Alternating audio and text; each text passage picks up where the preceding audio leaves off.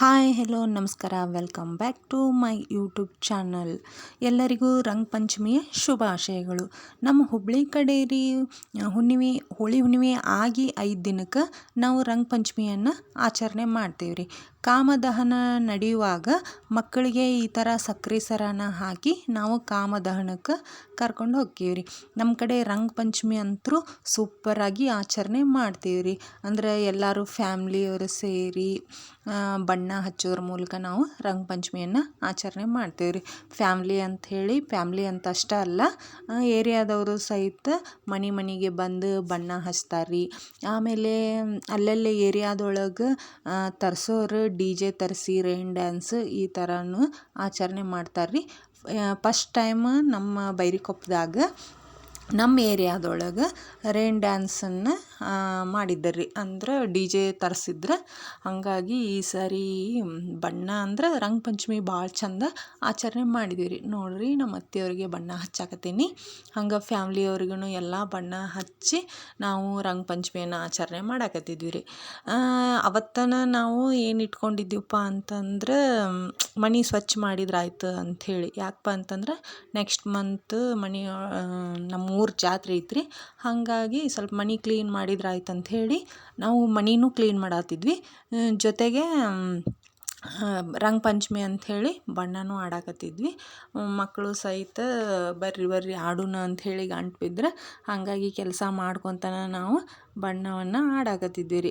ಅಲ್ಲೇ ನಮ್ಮ ಏರಿಯಾದೊಳಗೆ ಡ್ಯಾನ್ಸ್ ಒಂದು ಮಾಡಾಕತ್ತಾರ. ನಮ್ಮದು ಲಕ್ಷ ಎಲ್ಲ ಆ ಕಡೆನ. ಯಾಕಂದ್ರೆ ಮೊದಲ ಡ್ಯಾನ್ಸ್ ಅಂದ್ರೆ ಸ್ವಲ್ಪ ಹುರುಪ್ರಿ ನಾವು. ಹಾಗಾಗಿ ಮನೆ ಕ್ಲೀನ್ ಮಾಡಕ್ಕೆ ಕುಂತಾಗೂ ಆ ಡ್ಯಾನ್ಸ್ ನೋಡಿ ಒಂದು ಸರಿ ಹೋಗಬೇಕಲ್ಲ ಅಲ್ಲೇ ಅಂಥೇಳಿ ಅನ್ಸಾಕತ್ತಿತ್ತು. ನೋಡೋಣ ಹೋಗಿ ಬಂದ್ರಾತು ಅಂಥೇಳಿ. ಈ ಕಾಮದಹನವನ್ನು ಯಾಕೆ ಆಚರಣೆ ಮಾಡ್ತಾರಪ್ಪ ಅಂತಂದ್ರೆ ಕೆಟ್ಟದ್ದೆಲ್ಲ ಸುಟ್ಟು ಹೋಗಲಿ ಅಂಥೇಳಿ ಈ ಕಾಮದಹನವನ್ನು ಮಾಡ್ತಾರೆ ರೀ.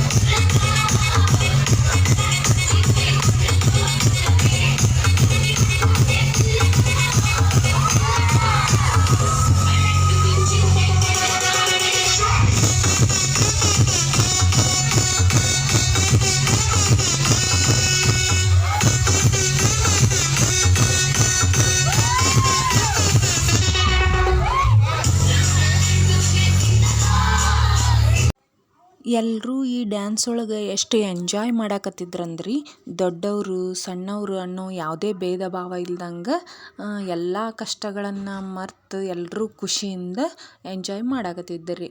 ಇದು ರೈನ್ ಡ್ಯಾನ್ಸಿಂದನ್ನು 2 ಪಾರ್ಟಿಷನ್ ಮಾಡಿದ್ದರಿ, ಒಂದು ಬಾಯ್ಸ್ದು ಒಂದು ಗರ್ಲ್ಸ್ದು.